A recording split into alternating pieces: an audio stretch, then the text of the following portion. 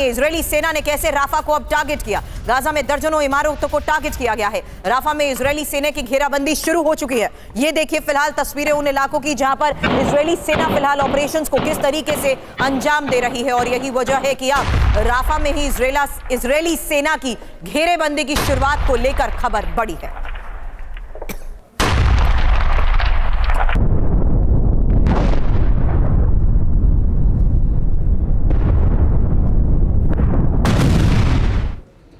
और खबर है कि आईडीएफ की साउथ कमांड भी अलर्ट पर है। गाजा से लगी सीमा पर अलर्ट को लेकर खबर आई है। साउथ कमांड में ज्यादा सैनिक भी भेजे जा रहे हैं। रिजर्व सैनिकों को भी साउथ कमांड भेजा जा रहा है। हालांकि साउथ कमांड को लेकर जिस तरीके से इस वक्त ये ऑपरेशन चलाया जा रहा है, गाजा से लगी सीमा पर अलर्ट के बारे में एक डिटेल इंफॉर्मेशन अब आपके सामने रखेंगे। फिलहाल आईडीएफ की साउथ कमांड किस तरीके से अलर्ट पर है, साउथ कमांड में ज्यादा सैनिक भेजे जा रहे हैं, रिजर्व सैनिकों को भी साउथ कमांड भेजा जा रहा है।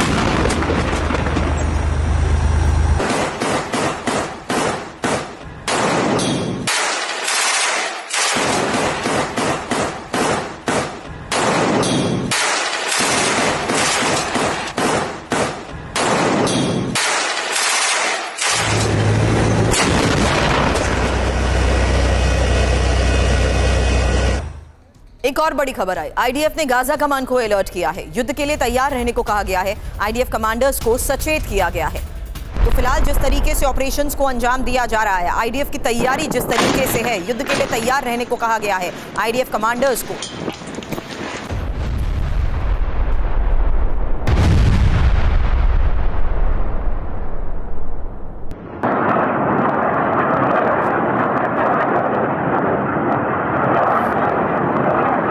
और खबर आई है इजरायल में गाजा पर हो रही उच्च स्तरीय बैठक को लेकर भी, जहां इजरायली रक्षा मंत्री इस बैठक में मौजूद रहे।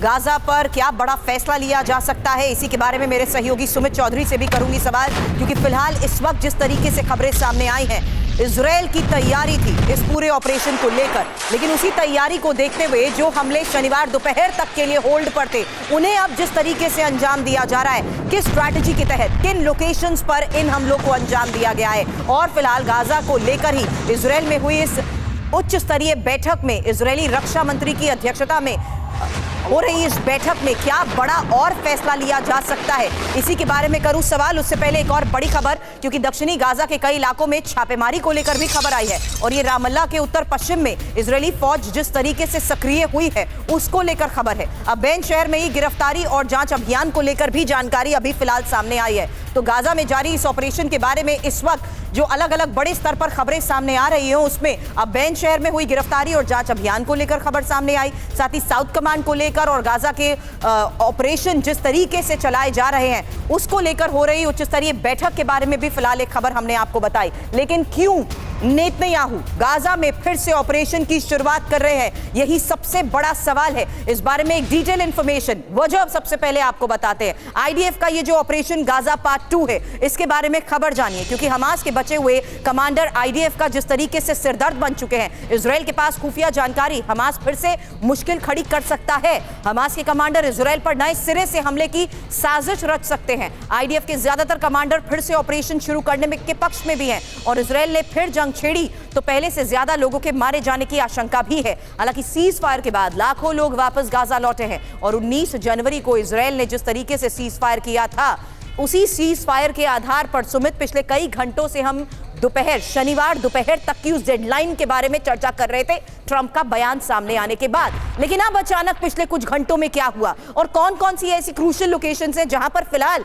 इस ऑपरेशन को अंजाम दिया जा रहा है? देखिए बिल्कुल, अगर आप देखें पिछले कुछ घंटों में खासतौर पे इजरायली फोर्सेस का ना सिर्फ आप देखें कि सदर्न इजराइल के अंदर खासतौर पे राफा बॉर्डर हो, फिलाडेल्फिया आप कह सकते हैं कि कॉरिडोर हो, उसके आसपास लगातार उनकी तैनाती ज़्यादा बढ़ गई। सदर्न कमांड के अंदर ज़्यादा डिप्लॉयमेंट कर दी गई है। खासतौर पर जो उनका गाजा ब्रिगेड है वहां पर कह दिया गया है कि हाई अलर्ट पर तैयार रहिए, लगातार मोबिलाइजेशन की जा रही है। इसके अलावा तोलक्रम इलाका जो है, जो वेस्ट बैंक के अंदर जहां पर आप कह सकते हैं बहुत ज्यादा कैंप्स हैं, वहां पर लगातार इनके ऑपरेशन शुरू हो गए। तो निश्चित तौर पर यह दर्शाता है कि इजराइल अब लगातार अपने सभी मोर्चों को दोबारा से मजबूत करने लग गया। और इसी बीच लगातार उनकी जो रक्षा मंत्रालय की रक्षा मंत्री की एक बड़ी बैठक सिक्योरिटी फोर्सेस के साथ होनी है, खासतौर पर जिसमें कई बड़े उनके ऑफिशियल्स रहेंगे, जिसमें लगातार इन सभी स्ट्रैटेजीज को डिस्कस किया जाएगा। तो यह दर्शाता है कि इजराइल शायद ये मान चुका है है कि शनिवार तक उसको बड़े ऑपरेशन चलाने ही पड़ेंगे, क्योंकि जो गाजा से लगातार हमास का जो बयान आए थे उससे भी साफ है कि हमास भी झुकने वाला नहीं। तो निश्चित तौर पर हमास झुकने वाला नहीं है। क्या हमास की उसी प्रिपरेशन को लेकर इनपुट था जो कुछ और घंटों का इंतजार नहीं किया गया और ऑपरेशन की शुरुआत पहले हो गई? ये सवाल इसलिए कर रही हूं क्योंकि सुमित, एक और खबर है, युद्ध की आशंका से कैसे हमास सहमा हुआ है। हमास नेतृत्व को आशंका है कि उसके बचे कुचे टॉप कमांडर्स को भी वैसे ही निशाना बनाया जा सकता है जैसे हिजबुल्लाह के लड़ाकों को निशाना बनाया गया था। इसलिए हमास ने अपने लड़ाकों को अलर्ट कर दिया, सचेत कर दिया। हमास ने अपने लड़ाकों को अगले 4 दिन तक इलेक्ट्रॉनिक डिवाइस का इस्तेमाल ना करने का आदेश दिया है। आपको याद होगा कि किस तरीके से इन्हीं इलेक्ट्रॉनिक डिवाइसेस के बलबूते कैसे टॉप लीडरशिप को टारगेट किया गया था। क्या इसी को देखते हुए अब फिलहाल ये चेतावनी और ये आदेश जारी किया गया है कि हमास के लड़ाके अगले 4 दिन तक इलेक्ट्रॉनिक डिवाइस का इस्तेमाल ना करें, जिसमें मोबाइल फोन और पेजर तक शामिल बताए जा रहे हैं? करीब 3 महीने पहले इजराइल ने हिजबुल्लाह के कमांडर्स के पेजर में एक साथ धमाके किए थे, जिस बात का मैं अभी जिक्र कर रही थी। कईयों की जान गई थी। हमास को आशंका है कि उसके लड़ाकों को भी ऐसे ही मारा जा सकता है, इसीलिए लड़ाकों को इलेक्ट्रॉनिक डिवाइस से दूर रहने को कहा गया है। अब नेतन्याहू ने गाजा के खिलाफ दूसरी जंग का आगाज कर दिया है। आखिर क्यों इजराइल गाजा में फिर से युद्ध शुरू करने पर आमादा है? इंफॉर्मेशन आपके सामने। गाजा युद्ध पार्ट 2 को लेकर आईडीएफ के टारगेट में है क्या? आईडीएफ अभी भी हमास को नेस्तनाबूद नहीं कर सका है। पूरे गाजा में अभी भी हमास का टेरर नेटवर्क है और हमास के लड़ाके इजराइल से लोहा लेने को भी तैयार है।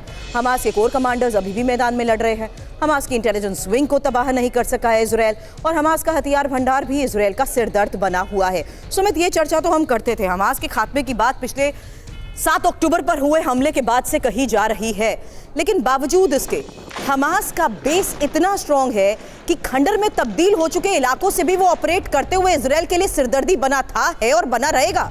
देखिए, बिल्कुल ऐसा नहीं कि इजराइल ये मान चुका है कि हमास खत्म हो चुका, और हमास खत्म भी नहीं हुआ। सीज फायर का जिस तरीके ऐलान हुआ उसी दिन हमने देखा कि हमास के जो लड़ाके थे लगातार वो सड़कों पर घूम रहे थे, बड़े बड़े हथियार लेकर, गन मशीन्स लेकर वो लगातार उनकी सड़कों पर अपने लोगों को एक तरीके से मोबिलाइज करने की कोशिश कर रहे थे। वही एक इजराइल के लिए बड़ा मैसेज था, और यही वजह है कि अब इजराइल खुद भी ये चाहता है कि अमेरिका का साथ अगर उसे जमीन पर मिल जाए, अमेरिकी फोर्सेज अगर गाजा में उतर जाए उसके साथ, तो निश्चित तौर पर इजराइल का ये बड़ा आप कह सकते हैं कि अचीवमेंट होगा कि वो हमास का पूरा खात्मा कर सकते हैं। लेकिन इसमें सबसे बड़ी चुनौती ये है कि पहले से जो देश, चाहे वो इजिप्ट हो, जॉर्डन हो या बाकी के मुल्क जो इजराइल को लगातार मदद कर रहे थे, क्या वो उनके साथ खड़े होंगे? क्योंकि वो अमेरिका को लेकर भी ये स्पष्ट कर चुके हैं कि वो उनकी मदद अब सीधे तौर पर नहीं करेंगे, क्योंकि एक तरीके से सारे फिलिस्तीनियों को उन इलाकों से निकालना, चाहे वो वेस्ट बैंक की बात हो, चाहे वो गाजा स्ट्रिप की बात हो, एक बड़ा सेटबैक होगा। और यही वजह है कि पूरे मिडल ईस्ट के अंदर आप कह सकते हैं कि एक पूरा डायनामिक चेंज होने वाला है। अमेरिका के लगातार इस डिसीजन के बाद, इस ऐलान के बाद कि वो चाहते हैं कि इजिप्ट और जॉर्डन उनके लोगों को, फिलिस्तीन के लोगों को अपने यहां शरण दे, ये बड़ा आप कह सकते हैं कि एक बड़ा चिंगारी इसने दे दी है। और सीज फायर टूटने के साथ साथ ये आप कह सकते हैं कि बाकी को लेकर रिएक्शंस क्या सामने आ रहे हैं। एक और खबर सुमित बता रही हूं, क्योंकि गाजा पर ही अमेरिकी फैसले पर चीन की तरफ से क्या कहा गया। एक और बड़ी खबर, गाजा सिर्फ फिलिस्तीनियों का है, ये चीन की तरफ से कहा गया। गाजा से विस्थापन का विरोध करते हैं, हम जबरन विस्थापन के खिलाफ हैं। अब चीन का भी ये रिएक्शन जिस तरीके से सामने आ रहा है, इन खबरों को आने के बाद सुमित, हम इसी बात को लेकर एक्सपर्ट से भी सवाल कर रहे थे कि अगर आप पुनर्निर्माण की बात करते हैं कि गाजा पर पुनर्निर्माण के लिए आप तैयार हैं, सवाल उन फिलिस्तीनियों को लेकर भी है।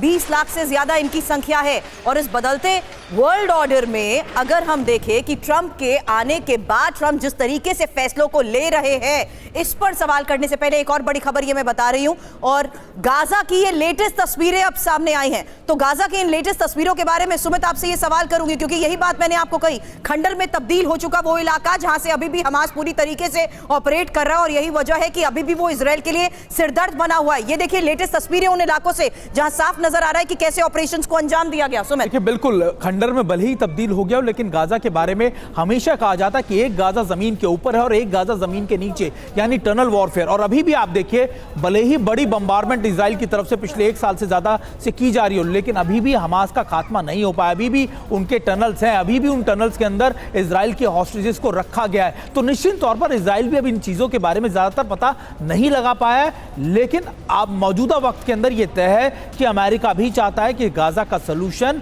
यही हो कि इजराइल की फोर्सेज या अमेरिका की फोर्सेज जॉइंटली उस इलाके में बैठ जाए, क्योंकि अगर इस इलाके को उन्होंने खाली किया तो निश्चित तौर पर बड़ी चुनौती इजराइल और अमेरिका दोनों के लिए गाजा से निकलकर आएगी। लेकिन अब इजराइल का लेबनान पर विध्वंसक हमला, एक और बड़ी खबर आपको बता दें, जहां साउथ लेबनान में हिजबुल्लाह के कई ठिकानों को तबाह किया गया है और ये आवासीय इमारतों पर आईडीएफ के हमले को लेकर रिपोर्ट में दावा किया जा रहा है। आवासीय बिल्डिंग में हिजबुल्लाह के मिसाइल स्टोरेज हैं जो जिसे टारगेट किया गया है। ये देखिए फिलहाल तस्वीर, साउथ लेबनान में हिजबुल्लाह के ठिकानों को कैसे तबाह किया गया।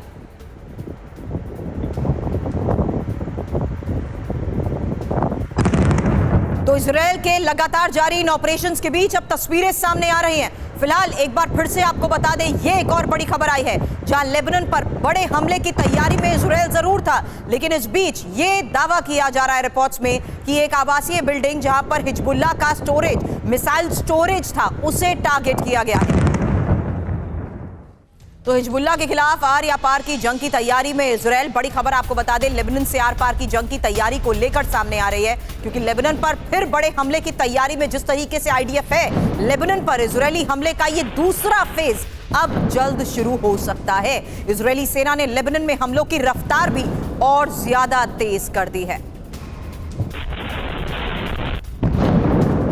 एक इंफॉर्मेशन उस आधार पर कि गाजा और लेबनान के खिलाफ आखिर इजराइल का ये वॉर प्लान है क्या, जहां देखिए हमास से सीज फायर टूटा, गाजा को लेकर यह इंफॉर्मेशन, वहीं हिजबुल्लाह के ठिकानों पर लेबनान के इस फ्रंट पर जारी हमलों को लेकर बड़ी खबर। वहीं शनिवार दोपहर बाद जिस तरीके से एक डेडलाइन थी शनिवार दोपहर तक की गाजा को लेकर, लेकिन उससे पहले ही हमलों को अंजाम दिया गया। वहीं हथियार निर्माण वाले अड्डों पर जिस तरीके से लेबनान में अटैक किया जा रहा है, उसकी लेटेस्ट तस्वीरें भी आपके सामने, क्योंकि समझौते के उल्लंघन का आरोप जिस तरीके से लगाया गया है और गाजा फ्रंट पे हमास पर धोखेबाजी का जिस तरीके से आरोप लगाया गया है, उसको देखते हुए इजराइल की ये वॉर प्लानिंग, जिसके ऑपरेशंस को लेकर आज एक बार फिर से बड़ी खबर सामने आ रही है। अब गोलान हाइट्स में भी गांव खाली करा रही है इजरायली सेना। एक और खबर ये आई है, कैसे अनाउंसमेंट्स करते हुए लोगों को गांव छोड़ने के निर्देश दिए जा रहे हैं, उसकी लेटेस्ट तस्वीर है।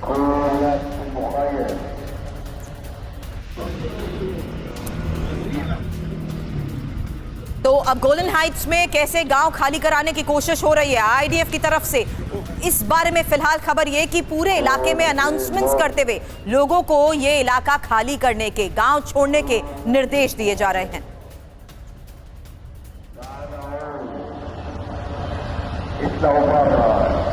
तस्वीरें एक साथ आपके सामने, जहां देखिए कैसे अब फिलहाल पूरा इलाका खाली करने को लेकर भी आदेश दिए जा रहे हैं। लेकिन इस बीच इन तस्वीरों के साथ साथ बड़ी खबरें सामने आ रही हैं कि कैसे इजराइल की अलग अलग फ्रंट्स पर, चाहे लेबनान का फ्रंट हो या हमास के खात्मे को देखते हुए गाजा पर जारी ऑपरेशंस को लेकर ये बड़ी खबर है। हालांकि एक और बड़ी खबर, और ये इजिप्ट और जॉर्डन को ट्रंप की धमकी को लेकर खबर बड़ी है।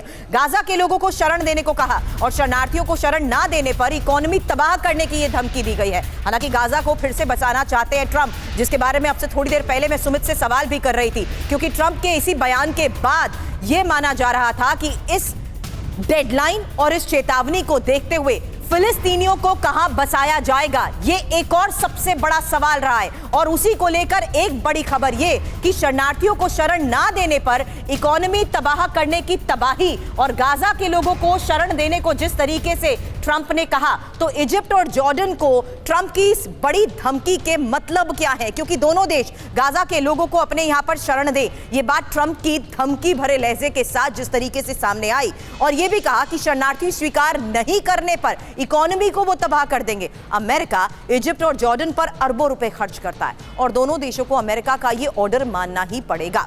ट्रंप का ये पूरा प्लान क्या है ये भी जान लीजिए, क्योंकि गाजा को नए सिरे से बसाना वो चाहते हैं। गाजा के पुनर्निर्माण की बात जरूर कहते हैं, लेकिन इजराइल से फिलिस्तीनियों को हटाना चाहते हैं। ट्रंप के ही प्रस्ताव को इजिप्ट ने खारिज कर दिया है। ये इस वक्त की एक और बड़ी खबर आपको बता दें, क्योंकि गाजा के लोगों को शरण देने से इनकार कर दिया गया है और शरणार्थियों के लिए जमीन इजिप्ट की तरफ से नहीं दी जाएगी। सुमित, अब इस आधार पर आपसे मैं ये सवाल कर रही हूं, ट्रंप की ये वार्निंग्स, ट्रंप की प्लानिंग को वो एग्जीक्यूट करने के लिए डेडलाइन देते हैं, उसी डेडलाइन से पहले ऑपरेशंस की शुरुआत होती है, फिलिस्तीनियों को बसाने को लेकर सवाल किया जाता है, तो यहां पर जॉर्डन और इजिप्ट के आगे रखे प्रस्ताव को अगर नामंजूर कर लिया जाता है तो होगा क्या?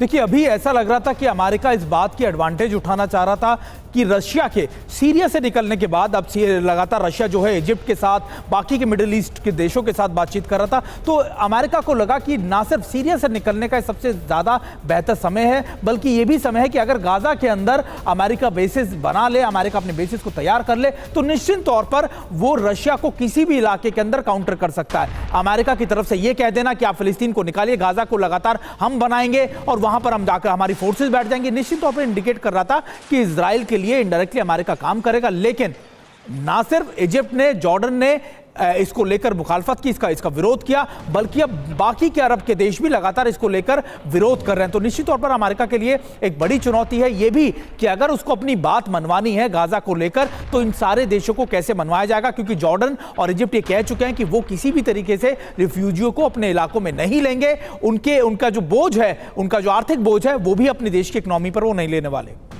शुक्रिया सुमित, आगे भी इस बारे में। लेकिन आज एक और बड़ी खबर पर हमारी नजर रहेगी और वो है प्रधानमंत्री नरेंद्र मोदी का अमेरिकी दौरा। अब इस कार्यक्रम को देखते हुए बड़ी तस्वीरें और खबरें आज हैं।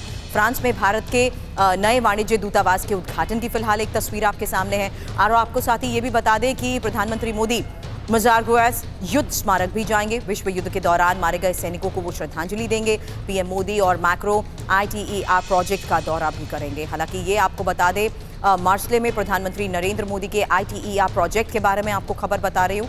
पीएम मोदी आज फ्रांस में इंटरनेशनल थर्मोन्यूक्लियर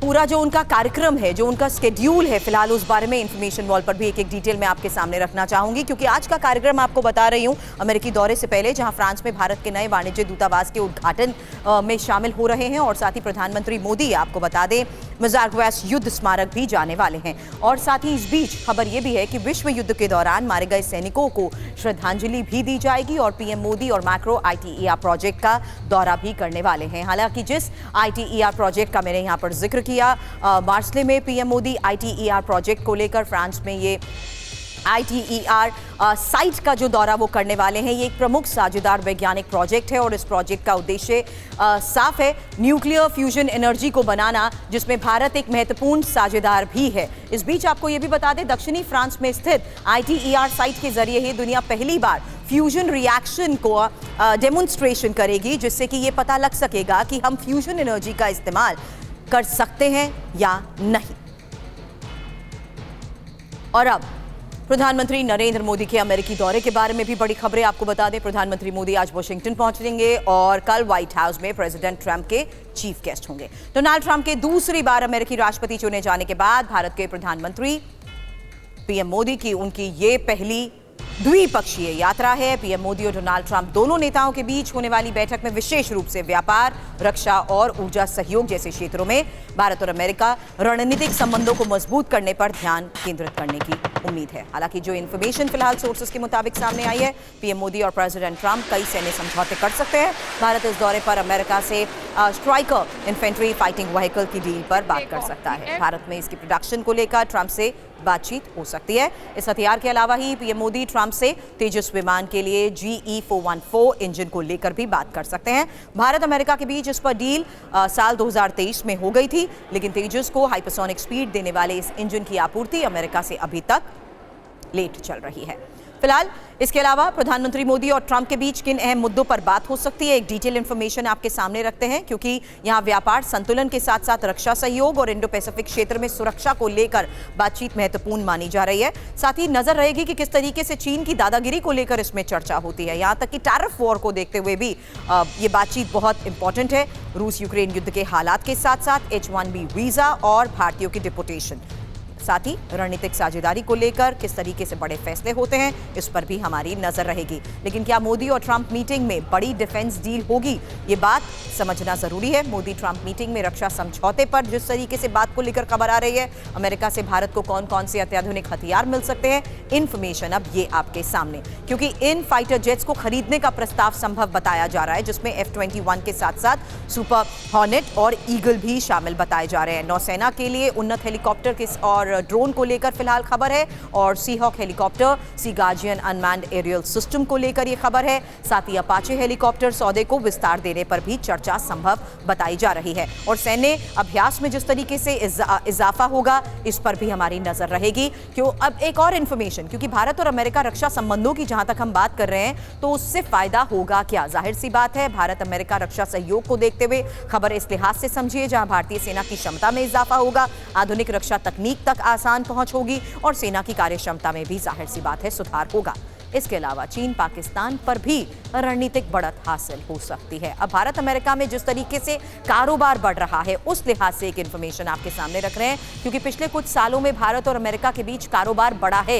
ये डिटेल इंफॉर्मेशन डेटा के आधार पर, जहां 2019 और 2020 तक देखें तो 88.9%, वहीं 2020-21 में 80.5%, 2021-22 में 119.5% और 2022-23 में 129.4%, वहीं 2023-24 में 119.7। और ये मिनिस्ट्री ऑफ कॉमर्स की तरफ से जो डेटा सामने आया है उसी आधार पर ये डिटेल इंफॉर्मेशन आपके सामने रखी। एक और बड़ी खबर का इस बीच हम रुख कर रहे हैं, जहां एयरफोर्स चीफ के बयान पर एचएएल का जवाब सामने आया है। आपको बता दें, तकनीकी दिक्कत दूर हो गई है, आपूर्ति जल्द, एचएएल की तरफ से कहा गया। वायुसेना प्रमुख की चिंता जायज, एचएएल की तरफ से फिलहाल जिस तरीके से इस पूरे मामले पर बयान सामने आ रहा है उसी के बारे में एक डिटेल खबर आपके सामने रख रहे हैं। एयर चीफ ने तेजस की उड़ान के दौरान एचएएल को लेकर टिप्पणी की थी, जिसके बाद एचएएल का ही ये बयान सामने आया है, जहां एयरफोर्स चीफ के बयान पर एचएएल का ये जवाब है कि तकनीकी दिक्कत को दूर हो गई है, आपूर्ति जल्द होगी और वायुसेना प्रमुख की चिंता जायज है। फिलहाल आपको बता दें, एयर चीफ ने तेजस की उड़ान के दौरान एचएएल को लेकर क्या टिप्पणी की थी, सुनाते हैं। I can only tell you that our requirements and what our worries are. You have to alleviate those worries and make us more confident. We will. At the moment, I am just not confident of HA. This is very very wrong thing to happen. बात अंतरिक्ष में फंसी Sunita Williams की, क्योंकि पिछले 5 जून से अंतरिक्ष में फंसे एस्ट्रोनॉट सुनीता विलियम और बुश फिल्मों की घर वापसी के प्रोग्राम में फिर से बदलाव किया गया है, और यही खबर है। पहले दोनों अंतरिक्ष यात्रियों को मार्च अंत या अप्रैल में वापस लाने की तैयारी थी, लेकिन अब उन्हें मार्च के दूसरे हफ्ते में वापस लाने की योजना बनाई गई है। यानी करीब 2 हफ्ते पहले दोनों अंतरिक्ष यात्रियों को अंतरिक्ष की कैद से मुक्ति मिल सकती है, और नासा की तरफ से कहा गया है कि इस योजना को अंजाम देने के लिए काम शुरू हो चुका है। अब नासा ने स्पेस एक्स को जिम्मेदारी सौंपी है। स्पेस एक्स का rocket dragon capsule Sunita Williams और बुश विल्मोर को करीब 9 महीने बाद धरती पर वापस लेकर आएगा। दोनों अंतरिक्ष यात्री बोइंग के स्टारलाइनर कैप्सूल के जरिए पिछले साल 5 जून को इंटरनेशनल स्पेस स्टेशन पहुंचे थे। उन्हें 1 हफ्ते बाद वापस लौटना था, लेकिन तकनीकी समस्याएं आने के बाद स्टारलाइनर से अंतरिक्ष यात्रियों की वापसी को टाल दिया गया है। अब सवाल यही है सबके मन में कि आखिर सुनीता विलियम की वापसी होगी कैसे। यही आपको बता देते हैं, सुनीता विलियम्स और बुश फिल्मोर की कैसे होगी धरती पर वापसी। दोनों एस्ट्रोनॉट को स्पेस एक्स के ड्रैगन कैप्सूल से पृथ्वी पर वापस लाया जाएगा। धरती से ड्रैगन कैप्सूल 4 नए अंतरिक्ष यात्रियों को लेकर ही इंटरनेशनल स्पेस स्टेशन जाएगा। इस बीच इंफॉर्मेशन ये भी सामने आई है कि नया क्रू स्पेस स्टेशन की कमान संभालेगा। नए क्रू के पहुंचने के बाद सुनीता विलियम्स और बुश फिल्मोर और उनके 2 साथी ड्रैगन कैप्सूल में सवार होंगे। ड्रैगन कैप्सूल को समुद्र में उतारा जाता है, जिसे आपको बता दें स्प्लैश डाउन भी कहा जाता है। ड्रैगन कैप्सूल को अटलांटिक महासागर या मेक्सिको की खाड़ी में उतारा जा सकता है, और लैंडिंग के बाद रिकवरी टीम्स कैप्सूल को बाहर निकालेंगी। अंतरिक्ष यात्रियों को सुरक्षित रूप से किनारे लाया जाएगा। सीधी तस्वीरें आपको दिखाते हैं प्रधानमंत्री नरेंद्र मोदी की, जो वॉर मेमोरियल पहुंचे हैं। और देखिए, फिलहाल आपको बता दें, पीएम मोदी मार्शले में मौजूद हैं और मार्चवे इस युद्ध कब्रिस्तान में भारतीय वीरों को वो नमन कर रहे हैं। पहले विश्व युद्ध के वीरों का ये स्मारक है। आपको बता दें, प्रधानमंत्री मोदी ने फ्रांस के न्यूवे चैपल में प्रथम विश्व युद्ध स्मारक पर भारतीय सैनिकों को श्रद्धांजलि अर्पित की है, और यही तस्वीरें भी इस वक्त हम आपको दिखा रहे हैं। तो फिलहाल ये सीधी तस्वीरें सामने आ रही हैं, जहां प्रधानमंत्री नरेंद्र मोदी मार्शले में मौजूद हैं और भारतीय वीरों को फिलहाल ये नमन कर रहे हैं। उसकी तस्वीरें हम आपको दिखा रहे हैं। 4 दिन का ये प्रधानमंत्री का फ्रांस और अमेरिका का दौरा। फिलहाल फ्रांस से ये तस्वीरें सामने आ रही हैं, जहां फ्रांस के राष्ट्रपति इमैनुअल मैक्रों के साथ एआई एक्शन समिट की तस्वीरें अब तक आपने देखी हैं, लेकिन इस बीच ये तस्वीरें सामने आ रही हैं। प्रथम और द्वितीय विश्व युद्ध में शहीद हुए भारतीय सैनिकों को श्रद्धांजलि अर्पित कर रहे हैं प्रधानमंत्री नरेंद्र मोदी। और मार्सले में आज वो मौजूद हैं। और फ्रांस के बाद पीएम मोदी अमेरिका रवाना होने वाले हैं, जहां राष्ट्रपति डोनाल्ड ट्रंप के साथ उनकी महत्वपूर्ण बैठक भी होने वाली है। तो फिलहाल 4 दिवसीय फ्रांस और अमेरिका दौरा, जिसकी एक तस्वीर लगातार आपको TV9 भारतवर्ष दिखा रहा है। फ्रांस में इमानुएल मैक्रों के साथ हुई मुलाकात, AI समिट में प्रधानमंत्री की मौजूदगी की एक तस्वीर आप देख चुके हैं। फिलहाल मार्सले की तस्वीरें देख रहे हैं, जहां मार्सले के वॉर मेमोरियल में प्रधानमंत्री नरेंद्र मोदी इस वक्त मौजूद हैं। प्रथम और द्वितीय विश्व युद्ध में शहीद हुए भारतीय सैनिकों को श्रद्धांजलि अर्पित कर रहे हैं।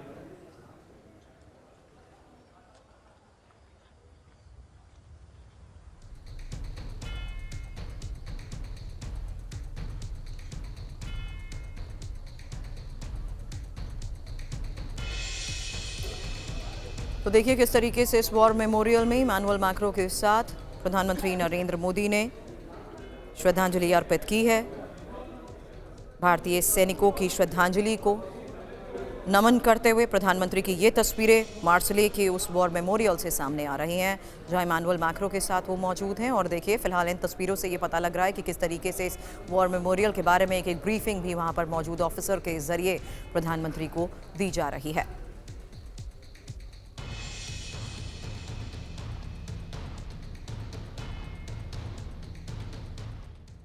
प्रथम विश्व युद्ध में शहीद हुए सैनिकों को नमन करने के बाद एक विशेष मैसेज इस वक्त प्रधानमंत्री वहां पर लिख रहे हैं। इमानुएल मैक्रों के साथ ही मार्सले में इस वॉर मेमोरियल में मौजूद प्रधानमंत्री नरेंद्र मोदी की ये सीधी तस्वीरें आप देख रहे हैं, जहां इस वॉर मेमोरियल के बारे में और भारतीय सैनिकों के योगदान के बारे में प्रधानमंत्री को बताया गया। और अब वहां पर प्रधानमंत्री की तरफ से श्रद्धांजलि अर्पित करने के बाद एक विशेष मैसेज लिखा जा रहा है।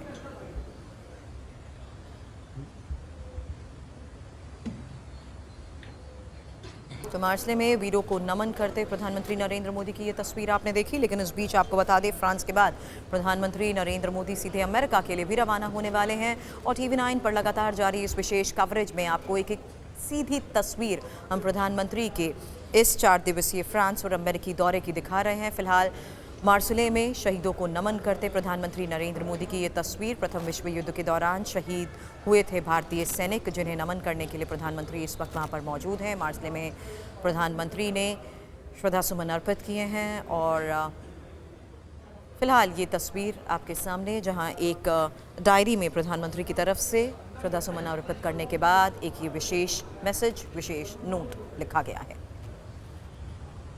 लेकिन आगे अब नजर रहेगी प्रधानमंत्री नरेंद्र मोदी की अमेरिकी दौरे पर। और अमेरिकी दौरे को देखते हुए हमारे सहयोगी की अमेरिका में मौजूदगी है, मनीष झा, जो कि पल पल की एक इन्फॉर्मेशन आप तक लगातार पहुंचा रहे हैं प्रधानमंत्री के दौरे की।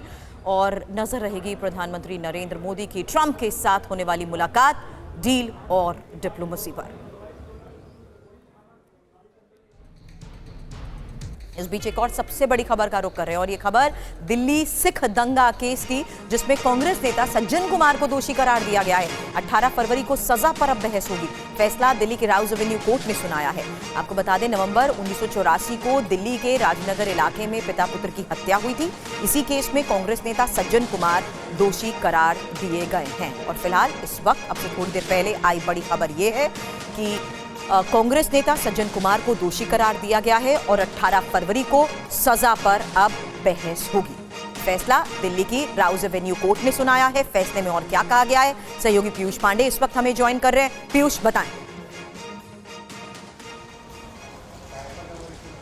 देखिए सुरभि, अभी उन्हें दोषी करार दिया गया है और राउज एवेन्यू कोर्ट ने सज्जन कुमार को हत्या सहित अन्य जो धाराएं हैं उनमें दोषी करार दिया है। और अब 18 फरवरी को सजा का ऐलान राउज एवेन्यू कोर्ट की तरफ से किया जाएगा। दरअसल मसला ये है कि 1984 में जो सिख दंगों से जुड़े सरस्वती विहार का ये मामला था, और इसमें हत्या समेत अन्य जो मारपीट का था, लोगों को घायल करने का था, दंगा फैलाने का था, सभी मामलों पर अब राउज एवेन्यू कोर्ट ने सज्जन कुमार को दोषी करार दे दिया है। अब इसके बाद सज़ा पर बहस होगी और सज़ा पर बहस होने के बाद ही 18 फरवरी को सज़ा का ऐलान किया जाएगा। कुल मिलाकर के ये लंबे अरसे से लंबित मामला था, जिसका बड़े पैमाने पर लोग इंतजार कर रहे थे, और आज उस पर ये फैसला आया है कि सज्जन कुमार को अदालत ने दोषी करार दे दिया है। शुक्रिया पूरी जानकारी के लिए।